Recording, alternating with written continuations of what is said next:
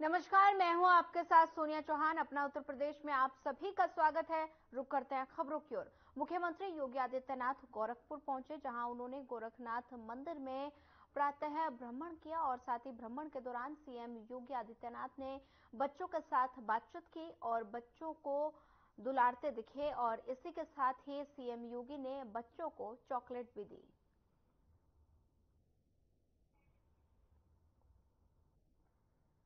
गोरखनाथ मंदिर में किया प्रातः भ्रमण के दौरान बच्चों को दी चॉकलेट।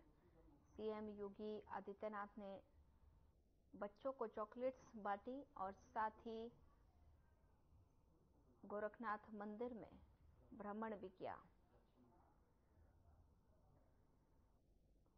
सीएम योगी आदित्यनाथ ने बच्चों को चॉकलेट बांटी। गोरखनाथ मंदिर में प्रातः भ्रमण भी किया और गोरखपुर पहुंचे सीएम योगी आदित्यनाथ। इस दौरान उन्होंने बच्चों को चॉकलेट्स बांटी। गोरखपुर पहुंचे सीएम योगी आदित्यनाथ। गोरखनाथ मंदिर का भ्रमण किया और इस दौरान सीएम योगी आदित्यनाथ ने बच्चों को चॉकलेट्स भी बांटे।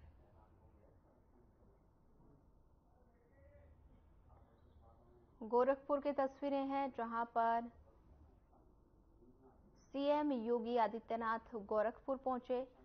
गोरखनाथ मंदिर में प्रातः भ्रमण किया और साथ ही भ्रमण के दौरान बच्चों को चॉकलेट्स भी बांटी।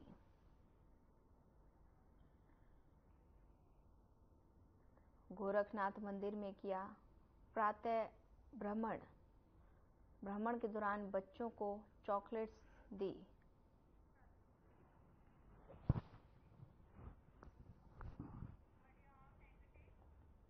गोरखपुर में बीजेपी ने जनसभा का आयोजन किया। सीएम योगी आदित्यनाथ ने जनसभा को संबोधित किया और इस दौरान सीएम योगी ने कांग्रेस और समाजवादी पार्टी पर जमकर निशाना साधा। वहीं आपको बता दें कि 7वें चरण में यूपी के गोरखपुर सीट पर भी मतदान होना है। सीएम योगी ने सांसद रवि किशन के लिए पक्ष में वोट की भी अपील की।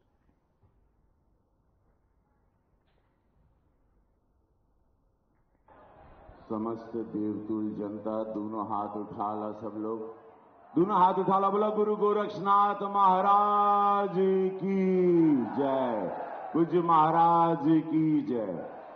आज संत अवैधनाथ महाराज जी स्वर्गीय उनकी जयंती है। उनके बारे में यह कहल जाला कि जनमानस में जो जाति के समरसता रहे उके खत्म करे में पूरा प्रयास रहे। अद्भुत व्यक्तित्व रहना महाराज जी के, गुरु जी रहना, आज उनकर जयंती बा। माननीय सांसद रहना यह गोरक्ष पीठ से, तो हम चाहब कि उनके जयंती पे नमन करते हो, बोलो महंत अवैधनाथ महाराज की।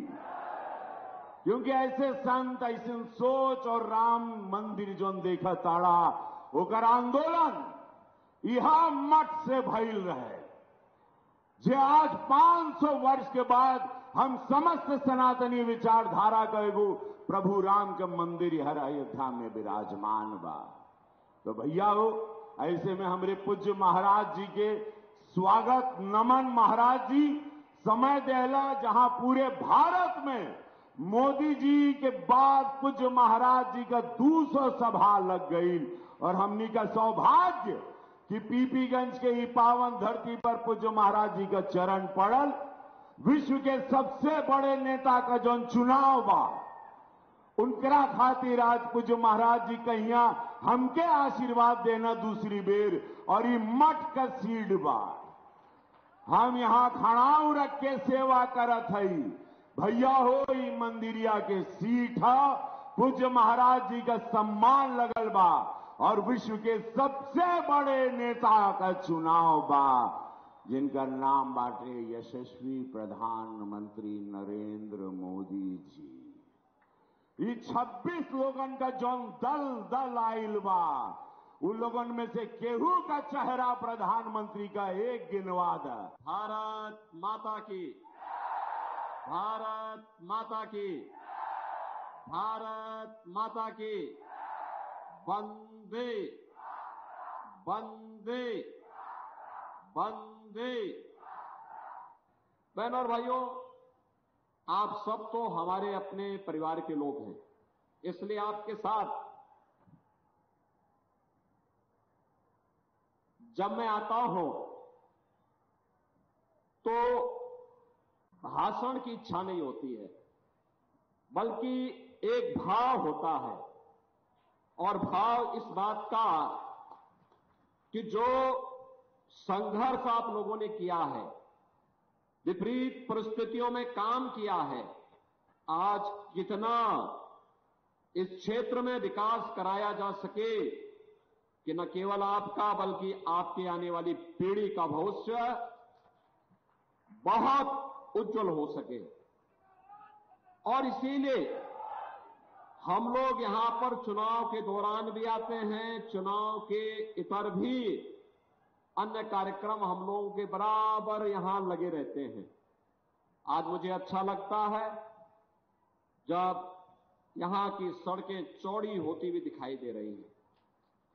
आज हमें अच्छा लगता है गांव-गांव की सड़कें जो 2017 के पहले खराब पड़ी हुई थी, आज वे सड़कें कोई 2 लेन की, कोई 4 लेन की हो गई। आज मुझे अच्छा लगता है जब यहां पे हर जगह डिग्री कॉलेज भी हैं, इंटर कॉलेज भी हैं, ITI भी हैं और स्टेडियम भी है। अच्छी सुविधा हर जगह उपलब्ध हो रही है। बाढ़ बचाव के लिए उत्तम व्यवस्था हुई है। और भी जो कुछ हो सकता है, इन कार्यक्रमों को आगे बढ़ाने के लिए जब थोड़ा प्रयास होता है तो हम लोगों को बहुत अच्छा लगता है कि इसका लाभ हमारे कैंपियरगंज के लोगों को, इसका लाभ हमारे पिपराइच के लोगों को, इसका लाभ हमारे सहजनवा के लोगों को, इसका लाभ गोरखपुर वासियों को प्राप्त होना है। और इससे लोगों को ये लाभ होने जा रहा है, अच्छा लगता है। और इसीलिए आज मैं आया हूं आपके पास केवल उपस्थिति दर्ज कराने के लिए। मैं जानता हूं कि आप कमल चुनाव चिन्ह के बाद कोई गुंजाइश नहीं बचती है। उसके बाद आप चूंकि 5 बार तो आपने मुझे ही सांसद बनाया, इससे पहले पिछली बार 2019 में श्री रवि किशन को आपने सांसद बनाया और 2024 में मैं केवल औपचारिकता निर्वहन करने के लिए आया हूं। ये तो मैं जानता हूं कि आप रवि किशन को भारी बहुमत से विजयी बनाएंगे। लेकिन यह वर्ष विशेष है, हमारे लिए विशेष है। इसलिए विशेष है क्योंकि गोरखपुर से जो आंदोलन 1949 में प्रारंभ हुआ था, गोरखपुर से जो आंदोलन 1983 में प्रारंभ हुआ, 1986 में जब स्वर्गीय वीर बहादुर सिंह जी प्रदेश के मुख्यमंत्री थे, जब मंदिर का ताला खोला था, आज जब उस स्थान पर प्रभु श्री राम लला विराजमान हो गए हैं, तो तब होने वाले चुनाव में गोरखपुर में रिकॉर्ड वोट मिलने चाहिए, रिकॉर्ड वोट। उस रिकॉर्ड बनाने के लिए आज मैं कैंपियरगंज में आया हूं। बहनों और भाइयों, पूरे देश के अंदर जहां कहीं भी हम जाते हैं, अभी देखिए यहां के बाद मिर्जापुर में जाऊंगा, मिर्जापुर से फिर बिहार मुझे जाना है, परसों फिर मुझे हिमाचल प्रदेश और पंजाब जाना है। लेकिन मैं देखता हूं, कहीं भी मैं जाता हूं, मैं जनता जनार्दन से पूछता हूं, जैसे आपकी बड़ी सभा लगी है, ऐसी ही बड़ी सभा जनता जनार्दन के द्वारा हर जगह पूरे देश के अंदर ऐसे उत्साह देखने को मिलता है। और मैं लोगों से पूछता हूं कि भाई आप लोग मोदी जी को इतना प्यार क्यों करते हैं, आप इतना बीजेपी को समर्थन दे रहे हैं, इसके पीछे कारण क्या है?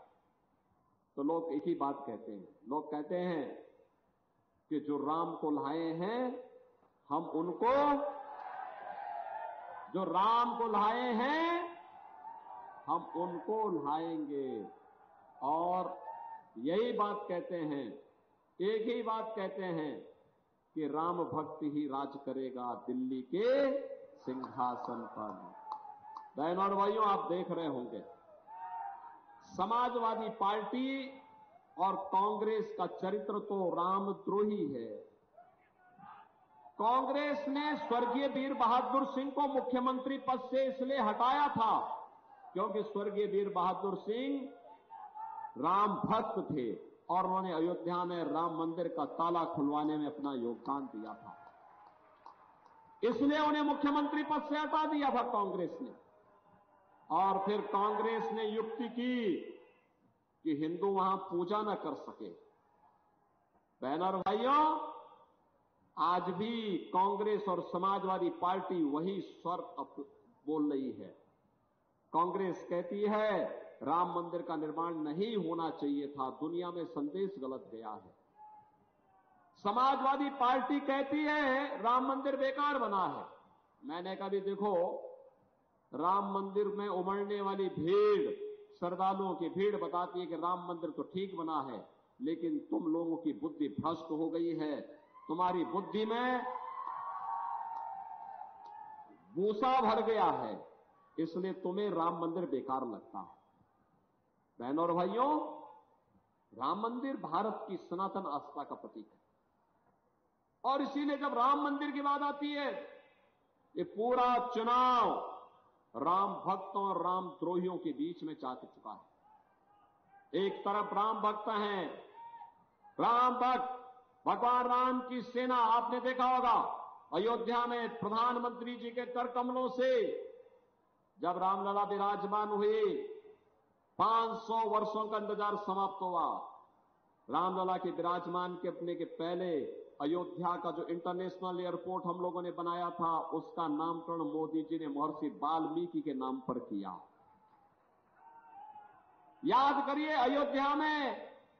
अयोध्या में यात्रियों के लिए जो विश्रामालय बनाए गए हैं, रेन बसेरा बनाए गए हैं, यात्री विश्रामालय बनाए गए हैं, इसका नाम किसके नाम से है? निषाद राज के नाम पर। निषाद राज के नाम पर भगवान राम और निषाद राज की मैत्री का संबंध अयोध्या से है। और साथ साथ हम लोगों ने प्रयागराज के पास भी निषाद राज का किला जिस स्थान पर है, भगवान राम और निषाद राज की 56 फुट ऊंची प्रतिमा को हम लोगों ने वहां पर स्थापित किया है और दोनों की मैत्री के संबंधों को जोड़ा है। मेरा मानना, कोई भी निषाद राज का भक्त रामद्रोही के साथ नहीं खड़ा हो सकता, रामद्रोही के साथ नहीं खड़ा हो सकता है। राम भक्तों पर गोली चलाने वाले लोग आज आपके सामने तमाम प्रकार के इनके अपने आपकी आंखों में धूल झोंकने का प्रयास करेंगे, लेकिन बहनों और भाइयों, इस बहकावे में नहीं आना है। हमने एक काम किया है, अयोध्या में श्रद्धालुओं के लिए जो भोजनालय बनाए गए हैं, कैंपेन से भी तो लोग गए थे दर्शन करने के लिए अयोध्या में। कितने लोग अयोध्या दर्शन करने के लिए गए थे? आप लोगों ने जितनी भी जगह आप लोगों ने जो वहां प्रसाद पाया था, वह प्रसाद जिस भोजनालय में बना था उसका नाम है सबरी भोजनालय। माता सबरी के जूठे बेर खा करके भगवान राम ने लंका पर चढ़ाई की तैयारी की थी। तो भगवान राम तो सबको अपनाने वाले हैं, लेकिन रामद्रोही कभी चैन से नहीं बैठ पाया है।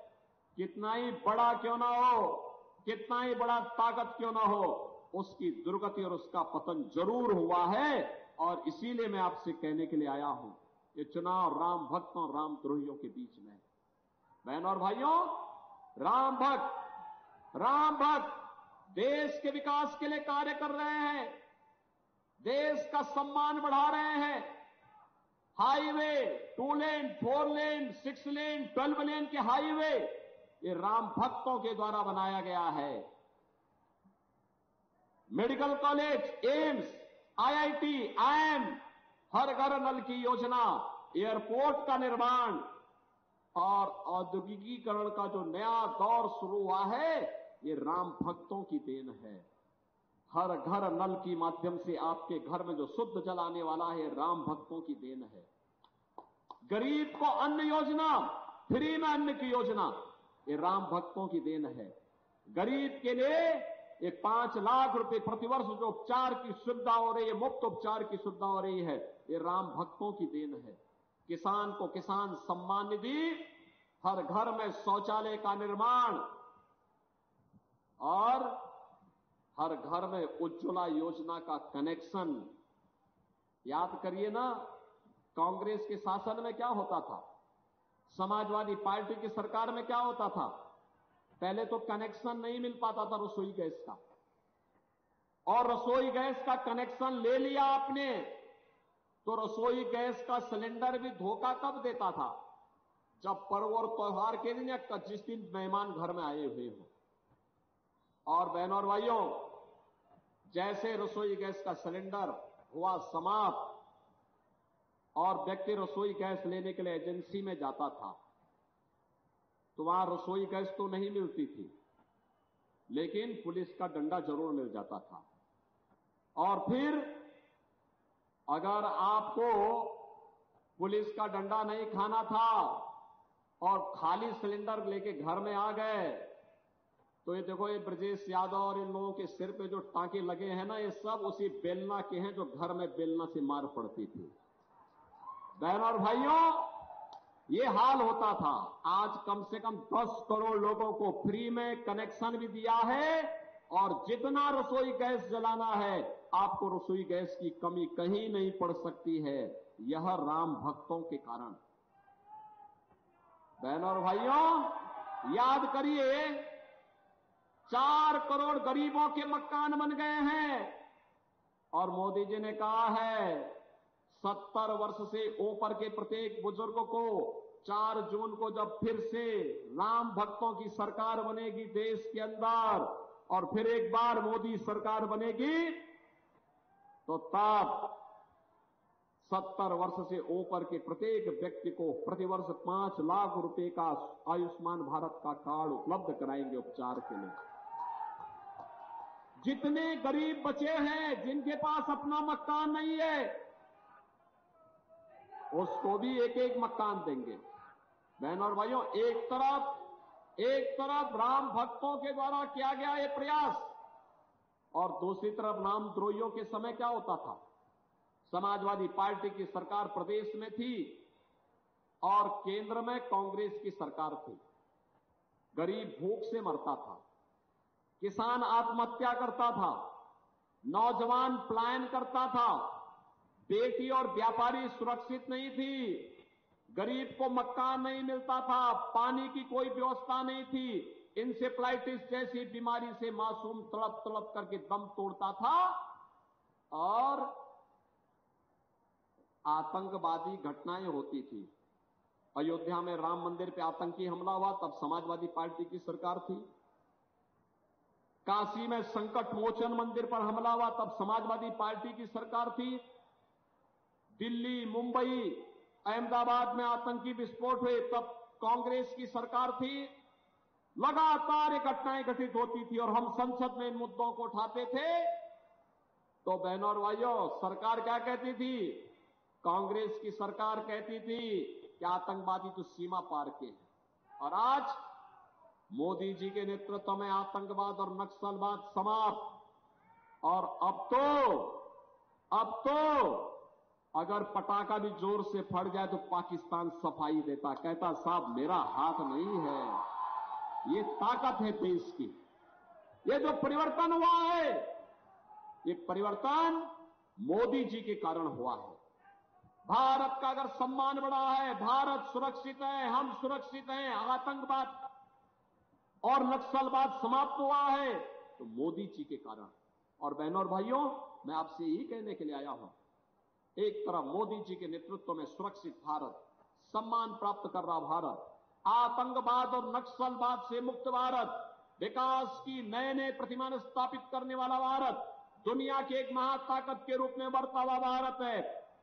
और दूसरी तरफ भारत के खिलाफ षड्यंत्र करने वाले कांग्रेस और समाजवादी पार्टी का गठबंधन है। आप देख रहे होंगे इनके हाल क्या है। इनका घोषणा पत्र क्या कहता है, ये कहते हैं सत्ता में आएंगे तो पर्सनल लॉ लागू करेंगे। पर्सनल लॉ का मतलब जानते हैं आप? पर्सनल लॉ का मतलब तालिबानी शासन। तालिबानी शासन का मतलब बेटी स्कूल नहीं जा सकती, महिलाएं बाजार नहीं जा पाएंगी, बुर्के के अंदर दुबक करके घर में रहना पड़ेगा। यह देश बाबा साहब भीमराव अंबेडकर के द्वारा बनाए गए संविधान से चलेगा। यह देश किसी शरीयत कानून से नहीं चलेगा। यह भारतीय जनता पार्टी की घोषणा है।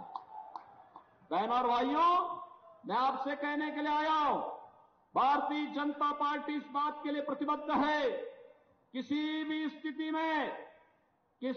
स्थिति में बाबा साहब भीमराव अंबेडकर के बनाए गए संविधान के साथ कांग्रेस और समाजवादी पार्टी को छेड़छाड़ करने की अनुमति भारतीय जनता पार्टी नहीं देगी।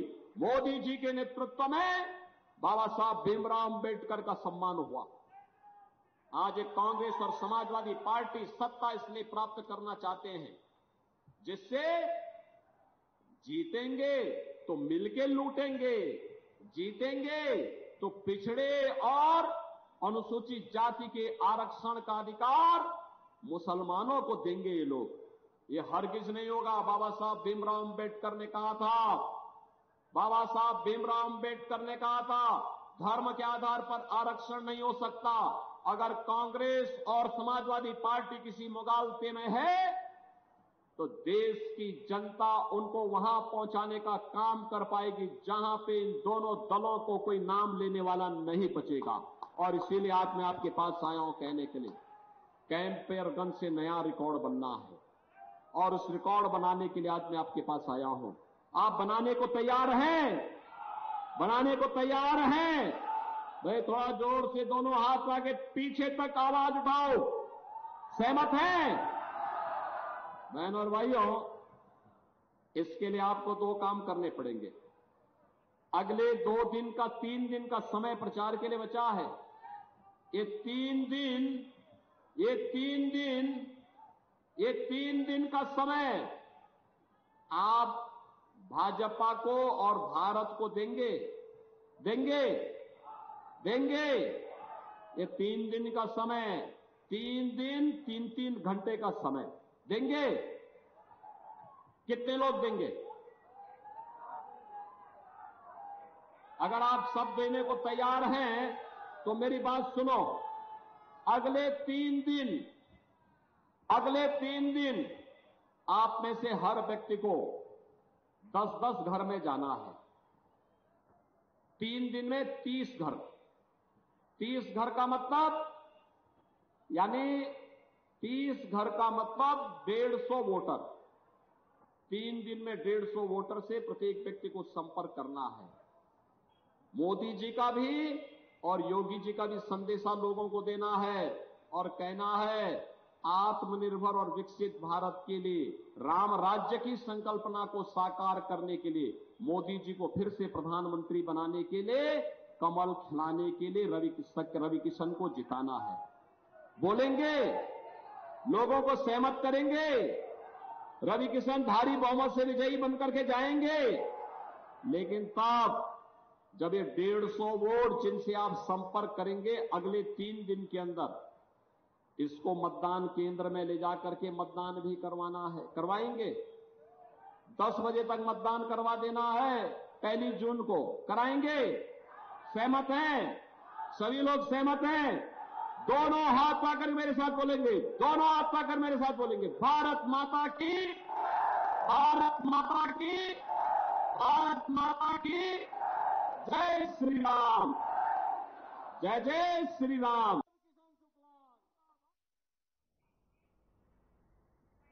गोरखपुर में सीएम योगी आदित्यनाथ ने जनसभा को संबोधित किया और साथ ही इस दौरान सभी लोगों से मतदान करने की भी अपील की और साथ ही कांग्रेस पर जमकर निशाना भी साधा। वहीं फिलहाल इस बुलेटिन में इतना ही। ज्यादा खबरों के लिए बने रहिए हमारे साथ। नमस्कार।